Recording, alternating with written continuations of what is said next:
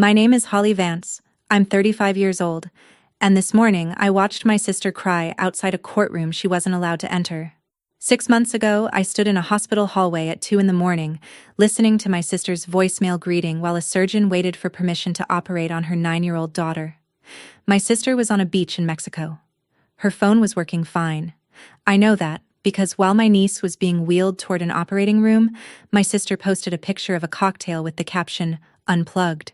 Everything that happened in the 6 months between that hallway and this courtroom, the accusation she made against me, the police at my door, and the thing I found hidden in a shoebox in her closet, is the part nobody in my family saw coming, least of all her. Welcome back to Calm Drama Stories, where quiet people finally tell the stories their families never wanted told. If you've ever been the one who shows up while someone else takes the credit, this one is for you. Drop a comment, tell me where you're listening from, and be sure to subscribe because you won't want to miss how this one ends. Now, let me take you back to the beginning, back before the hospital, when I still believed my sister was just careless and not something worse. I live in Maple Bend, Ohio, in a 2-bedroom house I bought with 12 years of night shifts. I'm a pediatric nurse at the county hospital. I chart fevers, I hold hands, I tell scared kids the truth in small doses. It's good work. It suits people like me, the ones who stay calm while everyone else is loud. My father died when I was 15. My sister Sabrina was 18. At the funeral home, our mother, Pauline, straightened our collars and said, "Smile, people are watching." That was the whole lesson, and my family never taught another one. From that day on, the jobs split themselves without anyone voting. Sabrina performed the family, and I maintained it. When she was 22, I covered her electric bill so her lights would be on for a party she was hosting.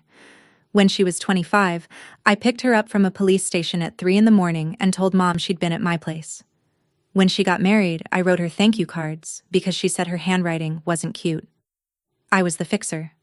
I thought keeping the peace was the same thing as keeping the family. It took a 9-year-old's hospital bracelet to teach me the difference.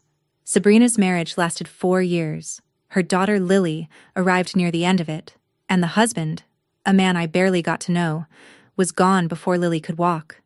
That was the official story anyway. Nobody in my family ever asked follow-up questions. Follow-up questions wrinkle the picture, so when my sister called me in March and said she needed a favor, I said yes before she finished the sentence. I'd been saying yes my whole life. I had no idea that this particular yes was going to end in a courtroom. Sabrina dropped Lily on my porch on a Tuesday, with one rolling suitcase and a hug that lasted exactly as long as it took Grant to snap a photo of it. Grant was the boyfriend. Money, golf tan, a man who looked at his phone the way other people look at sunsets. 5 days, Sabrina said. Cancun. Grant booked a villa. You're a lifesaver, Hall. She didn't ask if I was working that week. She never asked. Then she was gone. And there was Lily, 9 years old, standing in my hallway holding her backpack straps like a parachute harness.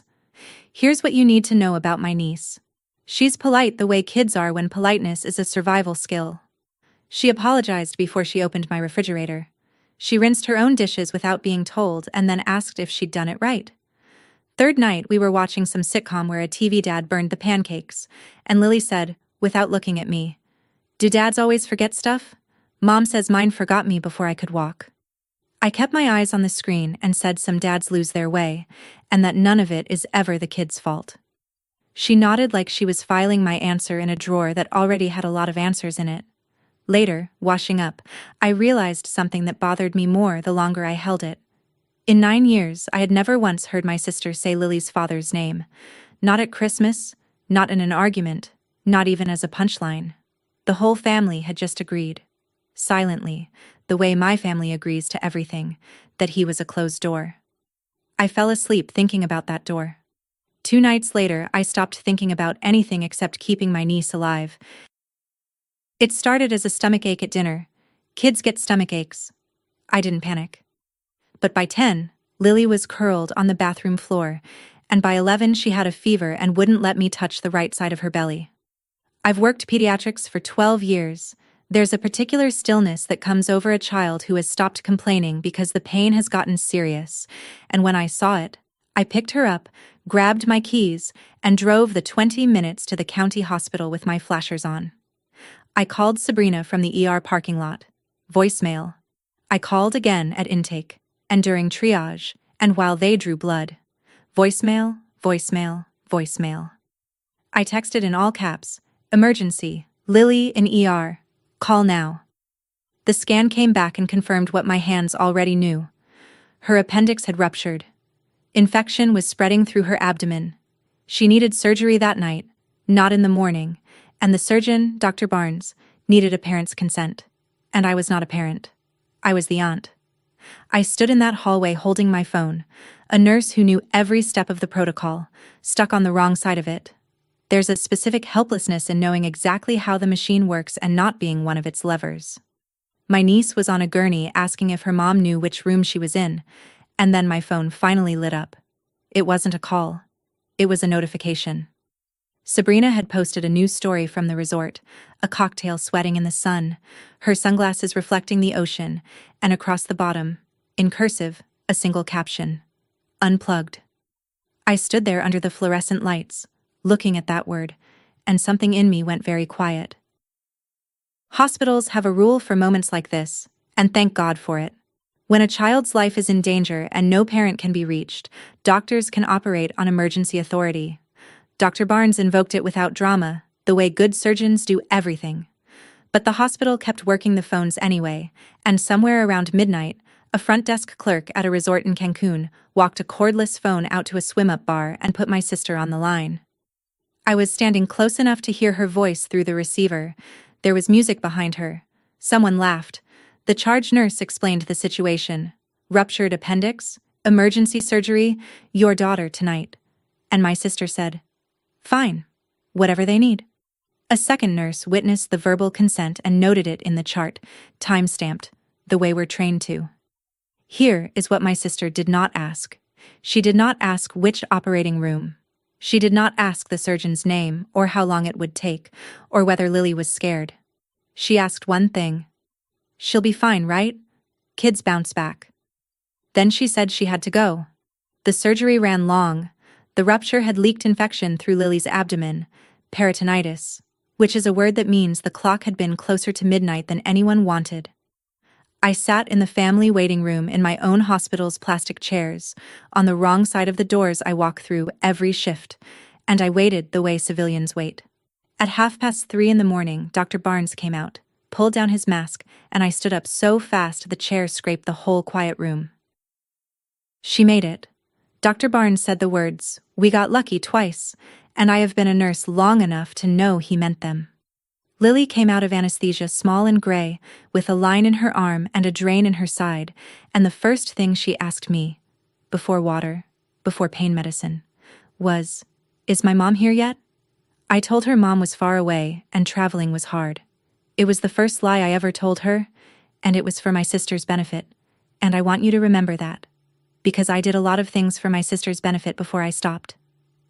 The next afternoon, I called Sabrina on video from the hallway outside recovery.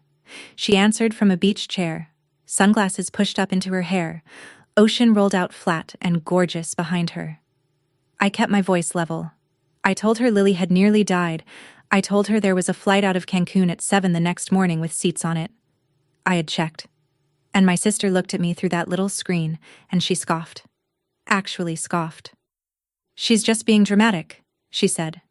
"She does this when I travel. The doctors handled it, didn't they? That's literally their job." I didn't argue.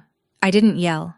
I just stared at her, long enough that the picture froze once and unfroze, long enough that she got uncomfortable in a beach chair in paradise. "Don't make this a thing, Holly," she said, and ended the call.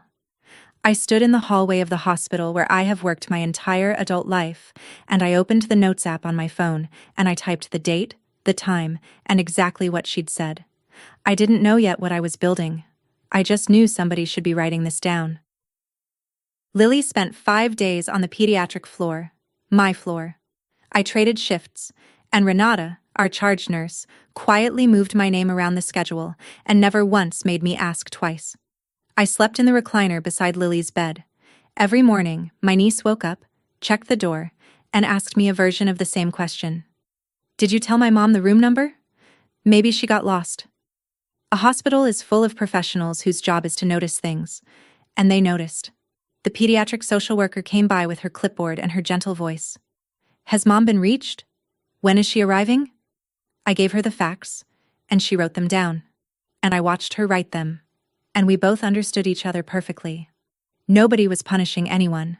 The machine was simply doing what the machine does, making a record. My mother, Pauline, visited on day 3 for about 20 minutes. She brought a balloon, took a photo of herself beside the bed, and sent it to the family group chat with the caption, "Our brave girl." On her way out, she squeezed my arm in the hallway and lowered her voice. "Don't turn this into something, Holly. Sabrina's doing her best. She's her mother." She's her mother. I'd be hearing that sentence for months, from every direction, like a church bell that only knows one note. That night, Sabrina finally texted me directly. I opened it standing at the nurse's station, absurdly hopeful, thinking, flight number, arrival time, something. It said, "Grant extended the trip. You've got her, right?" I looked at that text for a long time. Then I added it to my notes, and I went back in, and I told my niece another lie with a smile on my face. Lily was discharged into my care because there was no one else to discharge her to. I taped her follow-up schedule to my refrigerator, wound checks, activity restrictions, the whole map of recovery. The school already had me listed as her emergency contact. Sabrina had put my name down the year before because, in her words, forms were a lot. My life reorganized itself around a 4th grader, and I'd be lying if I said it felt like a burden. It felt like the opposite. I cooked actual dinners. I learned that Lily hums when she draws, and that she draws constantly. Houses, mostly, with big windows and smoke curling from the chimneys. I gave her medicine on a schedule, checked her incision like the nurse I am, and drove her to school with her seat warmer on because she liked it. She started sleeping with her door open. Meanwhile, 5 days in Cancun became a week and a half. A wellness cruise materialized. Then Grant surprised everyone with a stop in Miami, which my sister documented like a foreign correspondent covering a war between brunch and sunset. All told, it was almost 3 weeks before my sister's plane touched down in Ohio, nearly 3 weeks after her daughter's appendix ruptured on my bathroom floor. She came home tanned, rested, and ready to be a mother again. For the camera, anyway. And I want to be honest with you about what I did when she got back. Because it matters later. I didn't confront her. I didn't demand an apology. I handed my niece over with a packed bag and a typed medication schedule because Sabrina was her mother, and that sentence still meant something to me. I was still the fixer. The fixer's job is to make things look fine. God help me. I was good at it. The reunion happened on my front porch, and it was beautiful, and none of it was real. Sabrina arrived with Grant trailing her like a camera crew of one. She crouched down, arms wide, and Lily walked into them because 9-year-olds will always walk into their mother's arms. That is the whole tragedy of 9-year-olds.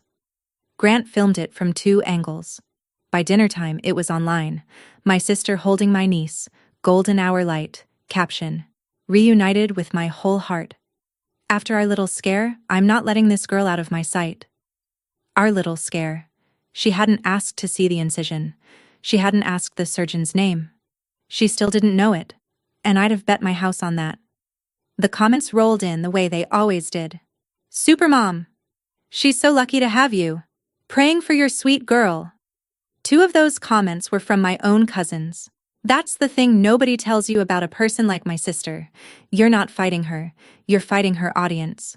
The performance was airtight, and every person clapping for it made the truth a little more unsayable. I stood on my porch and watched the car pull away, Lily's face small in the back window, and then I went inside to a house that had gone very quiet. I put the leftover gauze and the children's acetaminophen in a shoebox on the closet shelf next to the coloring books. I told myself the hard part was over. Sister home, crisis past, family photo restored. The fixer's definition of a happy ending. It held for exactly 4 days. Then my phone rang at 9 o'clock at night, and the name on the screen was Lily's. Before I tell you about that phone call, if you've ever sat in a hospital hallway making the calls that should have been someone else's job, tell me in the comments where you were. I read every single one. And if you want to hear how a shoebox in a closet changed 3 lives, stay with me and hit subscribe. It gets worse before it gets right. Aunt Holly? Can you stay on the phone till I fall asleep? Lily's voice was tiny and businesslike, the way she got when she was managing something too big for her. Her mom had gone to Grant's for the night. She said I'm old enough now. The oven's off. I checked twice. A 9-year-old, barely a month out of abdominal surgery, alone in an apartment, checking the oven twice like a tiny building superintendent. I stayed on the phone until her breathing went slow, and then I lay in the dark doing math I didn't want to do. It wasn't one night. Over the next 2 weeks, it became a pattern. The 9 o'clock calls, the whispered inventories. Can you stay on till I'm asleep? And then the clinic called me. Not her. Me. Because I was the contact number on file. Lily had missed her surgical follow-up. The wound check, the one that matters, the one where a professional looks at a healing incision and catches trouble while it's still small. Sabrina had simply not shown up and had not answered the reminder calls. I rescheduled it, took a personal day, and drove my niece there myself. And I did not tell my sister I was doing it, which tells you everything about the groove I'd been living in for 20 years. Fix it quietly. Don't wrinkle the picture. At the appointment, the doctor peeled back the dressing and frowned. The site looked irritated, and the dressing had been changed sloppily. Folded wrong, taped wrong.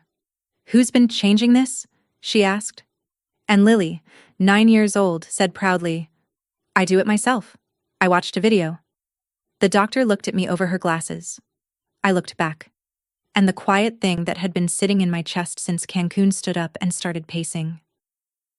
2 weeks later, my phone rang at work, and it was Lily's school. She had gone gray and shaky in class and nearly fainted. She was running a fever. Could I come? Could I come? Because the school had tried her mother first, twice, and gotten nothing. Sabrina was 2 hours away at what her posts described as a brand wellness retreat, learning to align things. I clocked out mid-shift and broke the speed limit gently the whole way there. At the hospital, the second ER visit in 2 months, they diagnosed a superficial infection at the incision site. Treatable. Antibiotics. Monitoring. Not life-threatening. But treatable is a word that does a lot of quiet lifting. What it meant was that a child's surgical wound had been neglected long enough to get infected, and every adult in that building knew it. While Lily slept off the fever with a line in her arm, my sister finally texted back. I still have it. I will always have it. Just take her. I'm slammed this weekend. Just take her. Like a package. Like a coat she'd left somewhere. I sat in that ER bay and read the message maybe 30 times, and I felt 20 years of explanations for my sister. She's stressed. She's overwhelmed. She loves in her own way. Get up and quietly leave the room. What was left when they were gone was very simple and very cold. Hospitals are full of mandated reporters. So are schools. A second ER visit, a mother unreachable both times. The machine noticed. The machine made its records. And the machine did what it is built to do, and none of it needed my permission. 2 days later, Lily's school counselor called my cell and said the thing that changed the weather. Can we talk about Lily? Not on school lines. Ms. Patton, the school counselor, met me at a coffee shop 2 towns over, which tells you how carefully people move when they're worried about a child and a lawsuit at the same time. She slid a piece of paper across the table, face down, like contraband. It was a drawing from a classroom assignment, My Family. Lily had drawn a house with big windows and smoke curling from the chimney. On the porch, a woman in scrubs, a cat that I recognized as my neighbor's Tabby, and Lily herself, holding the woman's hand. No mother anywhere on the page. She asks to stay late in the art room, Ms. Patton said. She told the aide she doesn't like to get home early. She let that sit. We've documented what we're required to document. I just thought a family member should understand the shape of things. The shape of things. I drove home, and I sat at my kitchen table, and I took out an actual notebook. Spiral, blue cover, the kind I use for nursing certifications, and I started at the beginning. The date Sabrina left for Cancun. The date of the rupture. The verbal consent from the swim-up bar. Witnessed and charted. Every 9 o'clock phone call. The missed follow-up. the infected incision. Just take her. I'm slammed this weekend. Dates, times, witnesses. I have charted 1,000 nights for strangers. That was the night I started charting for my own family. And somewhere past midnight, I did the arithmetic I'd been avoiding. In the 8 weeks since her surgery, Lily had slept at my house 31 nights. 31. More than half her nights, at an address her mother's social media had never once mentioned. I closed the notebook and sat with my hands flat on the cover, and I understood that I wasn't taking notes anymore. I was building something. The caseworker's name was Denise Warner, and she visited Sabrina's apartment on a Thursday, following up on reports filed by the hospital and the school. Reports I had not filed, a fact that would matter to exactly no one in my family. Sabrina performed beautifully, I'm told. The apartment was scrubbed, the refrigerator suddenly full, a scented candle burning like a stage light. But medical records don't take a shine to candles. The chart said what it said. 2 ER visits. A mother out of the country for one and out of reach for the other. A surgical wound tended by a child with a how-to video. Denise Warner wrote things down, thanked her, and left. And my sister came out of that meeting and did the thing she does best. She got ahead of the story. By nightfall, she had called our mother, both aunts, and a cousin I hadn't spoken to since a wedding, and the story was this. Holly called CPS on me. Holly has always been jealous. Holly is trying to take my daughter. My phone started buzzing at 7 and did not stop. My mother's call was the one I answered. How could you sick the government on your own sister? Pauline demanded. I told her I hadn't, that hospitals and schools are required by law to report, that nobody needed me to see what was visible from space. She wasn't listening. You're tearing this family apart, Holly. Whatever her faults, she's her mother. There it was again. The bell with its one note. I said, Mom, ask me what the reports say. Ask me one question about Lily. She hung up. And then, near 10 o'clock, a text from Sabrina. Sugar sweet, no context. Come get her tonight, and grab her some school clothes from my place. Keys under the mat. Even the dog knows when the treat is a trap. I went anyway. Lily was there. The apartment smelled like that same candle, still performing for nobody. Lily was on the couch with her backpack already zipped, coat on, like a kid who'd learned to be ready. I went into Sabrina's room to grab school clothes, and I was folding a sweater when I felt a small hand take 2 of my fingers. Aunt Holly. Lily's voice had dropped to a whisper. I found something. I put it back so she wouldn't know. She led me to her mother's closet, went up on her toes, and slid a shoebox off the top shelf, under a stack of sweaters. Hidden the way people hide things from cleaning ladies and children, which is to say, not well enough. Inside was a bundle of envelopes wrapped in a rubber band. Cards. Birthday cards. The postmarks ran back 7 years, one for every year, all mailed from the same town in Michigan. Every one of them unopened. Across most of them, in my sister's rounded handwriting, inked across the front, return to sender. Except she hadn't returned them. She'd kept them, stacked like trophies, in a box her daughter could reach with a step stool. The sender's name was printed neatly in the corner of every envelope. Adam Reed. Lily was watching my face with those careful 9-year-old eyes. Mom says my dad forgot me, she said. The same words from my couch 2 months ago, except now they were standing in front of 7 years of evidence to the contrary. I did what I do. I stayed calm. I photographed every postmark with my phone, and I put the box back exactly where it lived. What I didn't know, as we drove away, was that Lily had already made her own move. Somewhere between the closet and the car, one of those envelopes had migrated into her purple backpack.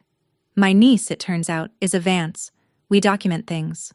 All the way home, one question sat in the passenger seat with me. What else had my sister returned to sender? 48 hours later, 2 police officers knocked on my door on a Saturday evening.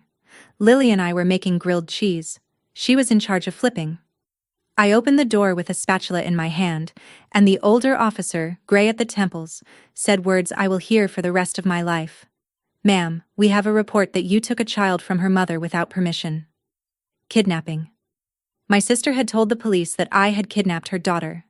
While I stood there, absorbing it, my phone was already lighting up on the counter, because Sabrina had posted too. A black and white photo of her own folded hands. Pray for us. Family can hurt you the deepest. I can't say more yet. 200 comments and climbing. Behind me, I heard the smallest sound. Lily, at the top of the stairs, sitting down slowly with her arms around her knees.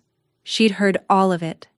And this is the part I want you to hear, because it's the part that saved me.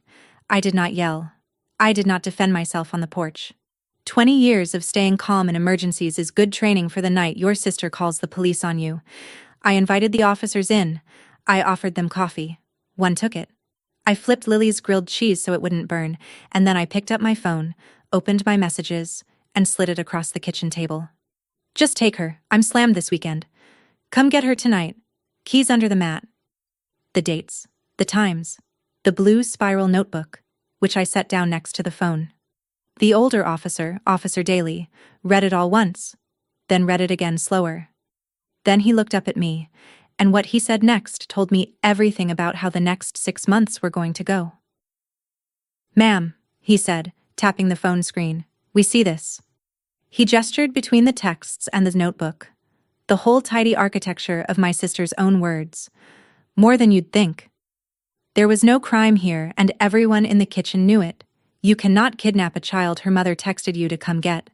They stayed 20 minutes, spoke gently to Lily about grilled cheese, wrote their report, and left. No charges. Case closed, in the legal sense. But Maple Bend is a small town, and small towns don't read police reports. They read vibes. Somebody's cousin worked dispatch, and somebody's cousin talks. By Wednesday, a version of the story had crawled into my own hospital. Pediatric nurse under investigation for taking a child. And by Friday, HR had invited me to a meeting with the word temporarily in it. Temporarily reassigned off the pediatric floor, pending nothing in particular. Optics. Renata fought for me in that meeting and lost, and then came and found me in the parking lot, furious on my behalf, which I will never forget. I drove home and sat in the driveway for a while. Understand what my sister had done. She had taken the one arena where I was unimpeachable, my work, my competence, my reputation with children. And she'd put a smudge on it with a single phone call that cost her nothing. That was the day I stopped mourning the sister I'd grown up with. But here's the twist she handed me without knowing it. Her false report was now a public record. Dated, filed, and dismissed. Every lie she told from here on out would be told on paper, to institutions, with consequences. She was building my case for me. Carol Jennings had been practicing family law in our county for 30 years, and her office smelled like paper and burnt coffee, which I found comforting. She read my blue notebook cover to cover in 20 minutes, flipping pages with a pencil, saying nothing. Then she took off her glasses and looked at me, the way surgeons look at families. I can file for emergency temporary guardianship on this, she said. Hospital records, CPS involvement, an unreachable parent, a false police report. It's a strong petition. But you need to understand what filing it means. She leaned forward. You'll be suing your sister. There is no version of this where you get to be the nice one after. Your family will pick sides, and you already know which side they'll pick. I looked down at the table. Next to the notebook, I'd set the envelope from Lily's backpack. The birthday card with the Michigan postmark. Still unopened, Adam Reed printed neat in the corner. I hadn't opened it. It wasn't mine to open, but I'd carried it into that office the way some people carry a saint's medal. I thought about my niece checking the oven twice. I thought about, she's just being dramatic. And I picked up Carol's pen, and I signed, and I heard my own voice say, okay, then I won't be the nice one. 20 years of keeping the peace ended with one signature. My mother called that night, voice shaking. You're stealing your own sister's child. For the first time in my adult life, I didn't apologize to her, didn't manage her, didn't fix it. I said, no, Mom, I'm answering a door she keeps refusing to answer. The emergency hearing was set for 9 days later. Family court is not like television. It's a small beige room, closed to the public when a child is involved, presided over by a tired person in a robe who has heard everything twice. Ours was Judge Alvarez. Sabrina arrived in a beige dress with a tissue already in her hand, costume and prop. Her testimony was a masterpiece of the form. Single mother, doing her best, a jealous younger sister who'd always wanted her life, who took advantage of a medical situation to play house with my daughter. She cried at the right moments. She was good. She has always been good. Then it was our turn, and Carol didn't perform anything. She handed up records. The surgical consent, given verbally from a swim-up bar, witnessed and time-stamped. The 3 weeks abroad while a 9-year-old recovered from peritonitis. The missed wound check. The infection. The 31 nights at my house in 8 weeks. The school's documentation. The CPS findings.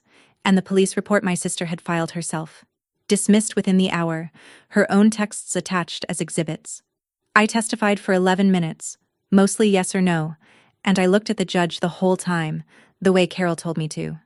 Judge Alvarez granted temporary guardianship to me, 90 days, review scheduled, with supervised visitation for Sabrina, plus a court-ordered parenting evaluation.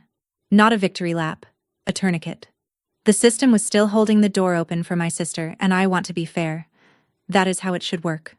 Outside, on the courthouse steps, Carol lit a cigarette and squinted at the parking lot. Temporary means temporary, she said. At the review, the court asks a bigger question. Is there anyone else? Any other family? She looked at me sideways. Is there? Quick pause, because people always ask why I didn't scream, didn't post, didn't fight, fire with fire. I'm a nurse. In an emergency, we don't shout. We chart. If you've ever stayed calm while being called the villain, type the word charted in the comments so I know who my people are. And subscribe, because that unopened birthday card is about to change everything. Sabrina responded to losing in a courtroom by winning everywhere else. The posts turned biblical. Long captions about betrayal, about snakes in your own garden, about the people who smile at your table. She never used my name. She didn't have to.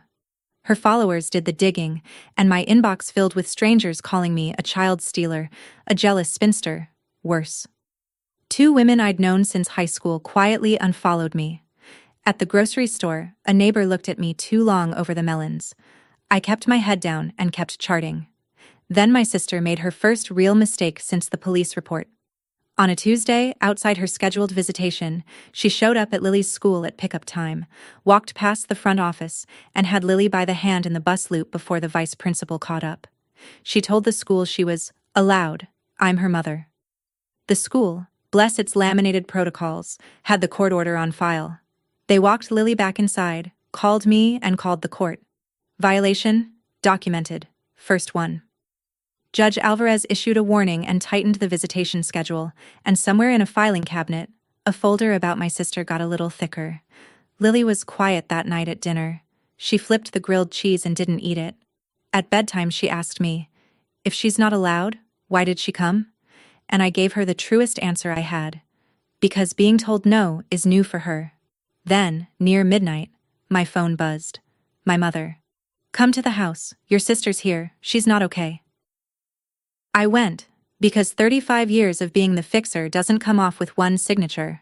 My mother's living room, midnight. Sabrina on the good couch with a wine glass and ruined mascara, holding a framed photo from the hallway shelf. Us. 2 girls in matching white pleated dresses, matching curled hair, matching smiles that don't reach anybody's eyes. Easter, maybe. Some audience or other. She looked up at me, and for once there was no camera in the room, and she knew it. You think I don't love her? She said. Not a question. Nobody ever taught me the part when the camera's off, Holly. Mom clapped when we smiled. That's it. That was the whole class. And for one long moment I saw it whole. My sister at 8 years old, learning that love was applause, learning it from a woman who'd learned it from somebody else, a relay race of women handing down a baton with nothing inside it. My anger sat down. Something sadder took its chair. I almost reached for her. Then Sabrina wiped her eyes with the heel of her hand, and her voice came back with its edges on. Anyway, my lawyer says judges always come home to the mother, whatever your little notebook says. She set our childhood face down on the coffee table. She's her mother, she said, meaning herself in the third person, like a slogan. Everyone knows that. I stood in my mother's doorway, and understood I was looking at a grief with no funeral. My sister was alive, and I was never getting her back, because the person I missed had possibly never existed. I drove home, and I kept my face dry until my own driveway. Then I charted. The card got opened on a Thursday in the office of Lily's therapist, because some doors a child should get to open with a professional in the room. Lily peeled the envelope like it was made of bird bones. Inside, a cartoon fox holding balloons, and handwriting that was careful the way men's handwriting is careful when it matters. Happy 9th birthday, Lilybug. I hope you still like drawing. I put in a picture of Peanut. She sleeps on my work boots. I love you, Dad. A photo of a fat orange cat on a steel-toed boot slid out onto the carpet. Lily read the card 3 times and then she said quietly, to no one in particular, "He knows I like drawing." Meanwhile, Carol had been doing lawyer things, and lawyer things turn up paper. Adam Reed, 40, industrial electrician, 11 years at the same Michigan outfit. 7 years ago he had filed for visitation in his county. The case died on the vine. Sabrina moved twice without forwarding anything, service failed at bad addresses, hearings got continued into mush, and there was one filing where she claimed, with no report or witness behind it, that he frightened her. It was never tested. It didn't have to be. It just made everything slower and more expensive until a man wiring factories ran out of money for a fight he couldn't find the location of. The support payments never stopped, though. Direct through the state. Quiet. Automatic.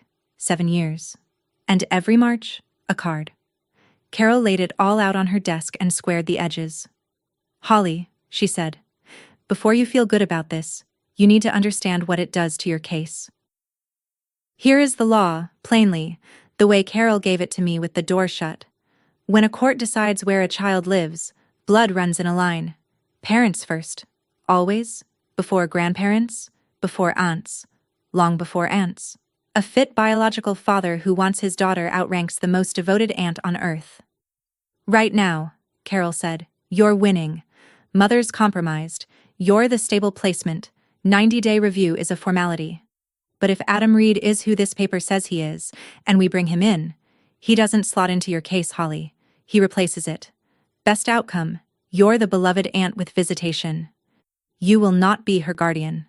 She let it land. "And if you sit on it, you're the only one connecting these dots. His letters get returned. He doesn't know his case is winnable now. Nobody would ever know." She wasn't tempting me. She was doing her job, which is making sure clients see the whole board. I drove home the long way. Lily was asleep in the lavender room. I'd painted it in June. We'd picked the color together off a card called Quiet Evening. Her drawings were taped in rows on the wall. Houses, windows, chimney smoke. The fox card stood open on the nightstand like a little tent. Everything I wanted was in that room, breathing slow, 10 steps from where I stood in the hallway with my keys still in my hand. Keeping her would have been so easy. All I had to do was what my sister had done for 7 years. Nothing. I went downstairs and opened my laptop, and into the search bar I typed, Adam Reed, Electrician, Michigan. I didn't just drive to Michigan on a feeling. I'm not built that way. Carol ran him first, properly. Record, clean, 1 speeding ticket, 9 years old. Employment, verified, 11 years. The support payments, verified, unbroken, 7 years, through the state registry, from a man with no reason to hope he'd ever be anything to her but a deduction. Then came the Thursday session where Lily's therapist showed me the newest drawing of my family. The house, the windows, me and my scrubs, the neighbor's tabby. Lily. And at the edge of the paper, half off the page, a new figure. A tall shape. Penciled. Not colored in yet. She left room, the therapist said, in that level voice they train into them. Kids almost always leave room. That Saturday, I got up before the sun and drove 4 hours north with a thermos and the radio off. I didn't call ahead. A phone call can be rehearsed. I needed a face doing what faces do when they're surprised. Rehearsal is my sister's medium. I wanted the opposite of my sister. His house was small and squared away, mowed edges, a porch swing with the chains oiled, a work truck in the drive with ladder racks. I sat in my car across the street for 5 full minutes, holding the wheel like it was going somewhere. Then I walked up and knocked. Boots inside, coming. The door opened, and a big man with tired eyes and a cat winding his ankles looked at me, a stranger on his porch on a Saturday. And I said it plain. "Mr. Reed, my name is Holly Vance. I'm Lily's aunt." I watched his knees go loose. His hand found the doorframe and held on. His kitchen table had a coffee ring pattern like tree years, and on it, between us, he set a dented tin box that used to hold Christmas cookies. "I need you to see this before you decide anything about me," Adam said. Inside the tin, paper, photocopies, a copy of every card he'd ever mailed, made at the library before he sent each one, dated on the back in pencil. So that someday, if I ever got to sit across from her, she'd know I didn't skip a year.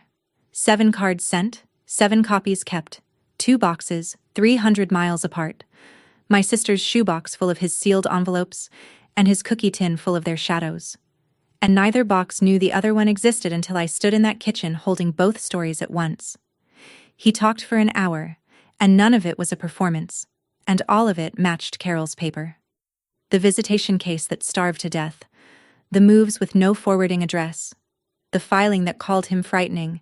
His hands flattened on the table when he got to that one, and he stared at them like they belonged to someone the court had invented. "I stopped fighting in court," he said. "I couldn't afford to find her twice a year. I never stopped writing." Here's the moment I decided, though I didn't say it out loud yet. In a whole hour he never asked what was in it for him, never asked what this would cost, never badmouthed my sister in front of a stranger. He asked one question, first, before anything else, with his hand gripping the chair like the porch doorframe. "Is she safe right now?" Driving home in the dark, I finally said the true thing to the windshield. I hadn't found a witness for my case. I'd found her father. And fathers outrank aunts. We did it the right way, because the right way is the only gift I had left to give her. Adam filed in our county for custody, and Carol walked his lawyer through everything. Lily's therapist prepared her over 2 sessions, and on a Thursday at 4 o'clock, in a small room with a couch and a sand tray, my niece met her father for 45 supervised minutes. He brought the cookie tin. He set it on the low table and opened the lid, and Lily, who trusts documents more than words, because look at her family, went through those photocopies one at a time. Then she unzipped her purple backpack and took out the real card, the fox with the balloons, and laid it beside its own shadow copy, matching them. Auditing 7 years, the way a 9-year-old audits, with her lips moving slightly. The room was very quiet. The first thing my niece ever said to her father after 9 years was this: "You spelled Lilybug the same way every year." And Adam Reed, 240 pounds of industrial electrician, cried the way certain men cry, no sound at all, just his shoulders, holding a juice box the therapist had handed him and not knowing where to set it down. I watched through the observation glass, and I felt 2 things at once, all the way through, and I'm not going to pretend I didn't. Joy, real joy, for her. And underneath it, arriving right on schedule, the cold arithmetic of what I'd started. Every minute in that room was writing me out of the middle of her story. Word travels in a family like mine. By Sunday my sister knew. 14 missed calls from Sabrina on Sunday night. I counted them the way you count anything you're planning to show a judge. I didn't pick up. The post started an hour later.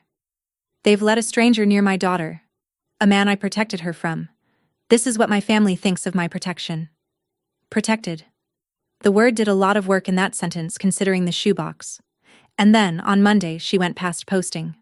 She drove to the school at lunchtime, walked through a side door held open by a delivery, and got as far as the cafeteria hallway, got her hand around Lily's wrist by the milk line, before the vice principal stepped between them and the school went into its lockdown protocol.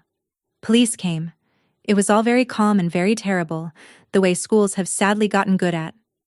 Lily didn't scream. She did something worse. She went still and polite. Second violation, this one with officers present and a child in hand. The court's response was swift and by the book. A civil protective order, no contact with Lily or the school, and with the final custody hearing approaching, a closed proceeding involving a minor, Sabrina would attend through her attorney. Contempt was now hanging over her like weather. She'd argued for months that I was the danger, and every documented thing she did kept quietly voting the other way.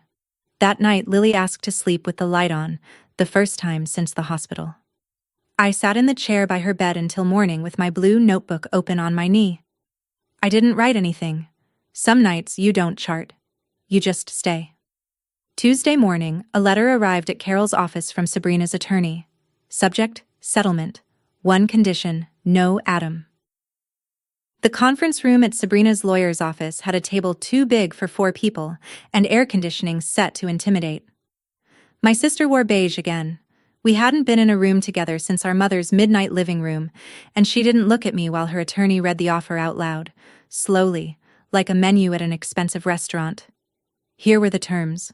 Sabrina would consent, voluntarily, no trial, to permanent guardianship of Lily. To me, full, legal, forever. The thing I had wanted so hard I'd painted a bedroom lavender for it. The family would issue a joint statement calling it a loving decision made together for Lily's benefit. Everyone's face saved, everyone's Christmas salvaged. In exchange, every reference to Adam Reed comes out of the case file. The cards, the postmarks, the dead visitation case, withdrawn, and I would decline to support his petition. Her attorney folded his hands. Everyone keeps what they love, Ms. Vance. Your niece stays with you. Isn't that what this was always about? And there it was, laid out on polished wood. My want, gift-wrapped, legal, one signature away. And the price was becoming my sister. Keep the child, bury the truth, call it protection. It's the family recipe. I'd been raised on it. I looked at the offer. I let the silence get long, and it was Sabrina who couldn't stand it. She never could stand a quiet room. Take the deal, Holly. You win. Isn't that what you wanted? To be the better mother? I said it slowly because I had waited 6 months to know it this clearly. She was never being dramatic. She was being abandoned. And I won't abandon her politely, with paperwork. The way this family does everything. I slid my blue notebook across the table to Carol, along with the folder of postmark photographs. Copies to Mr. Reed's attorney. All of it. And I'll testify in support of his petition. My sister came out of her chair, and her palm hit the table. And for the first time in 35 years, I watched her perform nothing at all. You're giving her away? After everything you did to take her? Take. Give. Away. A child, in my sister's grammar, is a thing that changes hands. I stood and pushed in my chair, and at the door I said the last thing I have ever said to her face. That's the difference between us, Sabrina. I never wanted to keep her. I wanted her to be safe. The final hearing came 6 months, nearly to the day, after I stood in a hospital hallway listening to a voicemail greeting with a surgeon behind me. Same beige courtroom, same tired robe, doors closed to the public because a child's life is not a show, a principle my family had needed 9 years and a court order to encounter. The record did most of the talking. Denise Warner testified about her findings, flat and fair. The school's file spoke. Dr. Barnes's chart spoke, including a time-stamped verbal consent with pool music in the background. Adam's lawyer walked the court through 7 years of support payments and 7 postmarked envelopes, and I watched Judge Alvarez pick up one of the photographs and look at it for a long moment, the way you look at something you plan to remember. Then it was me. I answered everything, including the one that cost the most, when Adam's own attorney asked it gently. Did I want to raise Lily myself? I said, with everything I have. That's not the same as what's best for her. The judge looked at me for a second longer than the question deserved, and wrote something down. Near the end, Judge Alvarez met with Lily privately, in chambers, with the guardian ad litem. Standard practice. No parents, no aunts. Whatever was said in that room stayed in that room, which is exactly as it should be, and I will never ask. But when the clerk walked her back to me, my niece was holding the fox card in both hands, flat against her chest, label out, like a badge she'd decided to wear. Sabrina, by order, was present only through her attorney. The protective order kept her out of any room her daughter would be in. She came to the courthouse anyway. We were all called back in for the ruling at 10 o'clock the next morning. Judge Alvarez read the ruling in the plain voice of a person doing load-bearing work: custody of Lily to her father, Adam Reed, whose parental rights stood established and whose relocation plan to Ohio was already filed and funded. Court-ordered continuity. Lily's therapy continues, her school stays her school, and I had to hold the rail when I heard it entered as an order. Ongoing visitation with her aunt, Holly Vance, who is further named standby guardian. Sabrina received supervised visitation, contingent on completing a parenting course and therapy review in 1 year. No termination of her rights. The court left her a road back, marked and lit. The same road she'd been leaving unwalked for years. And I want to be honest. That mercy is correct. And it still made my jaw tight. Then it was over. The way enormous things end. With a gavel sound no louder than a stapler and everyone gathering their coats. In the hallway, morning light came through the tall windows onto the marble, and there she was. My sister. Outside the closed doors of a courtroom she was not permitted to enter, holding her phone with the story half-filmed on the screen. She had been recording herself outside the courthouse, and had stopped, and there was no caption in the world for this one, and she knew it. And that was the first true thing her face had done in years. Mascara down both cheeks. She saw me, and she said, "You took everything from me."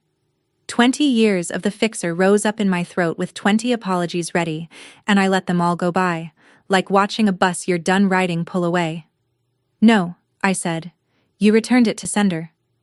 And I walked past her, down the steps, out into the bright September morning, to where Adam Reed was crouched on the sidewalk at eye level with his daughter, and my niece was showing her father the drawing she'd made that morning, and nobody, anywhere, was filming anything.